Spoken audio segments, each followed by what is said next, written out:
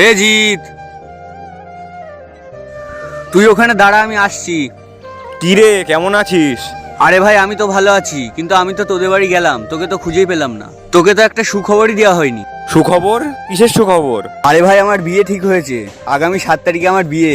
তোকে কিন্তু আসতেই হবে। সে তো ভালো কথা, কিন্তু তোর বিয়েতে আমি আসতে পারবো না। কেন? আমার বিয়েতে তুই আসতে পারবি না কেন? ভাই, তোর বিয়েতে দেওয়ার মতন আমার কোনো সামর্থ্য নেই। একদম চুপ। তুই আমার বিয়েতে না আসলে আমি বিয়েই করব না। আরে ধুর পাগল, আমার মতন গরিবের জন্য তুই কেন বিয়ে করবি না? তুই বেশি বকবি না, তুই বড্ড বেশি বকিস। আমার শ্বশুর বাড়ি থেকে বাইক গিফট করবে বলেছে। আমি সবাইকে বলবো বাইকটা তুই আমাকে গিফট করেছিস। বন্ধু, তাই কোনো হয় না কি রে? ঠিক আছে, তাহলে আমি এক্ষুনি গিয়ে বিয়েটা ক্যান্সেল করে দিচ্ছি। শুভ, দাঁড়া। ঠিক আছে বন্ধু, তোর বিয়েতে আমি যাব। এই না হলে কথা। ঠিক আছে ভাই, আমি আসছি। বন্ধুত্ব কখনো বড়লোক ভিখারি থেকে হয় না।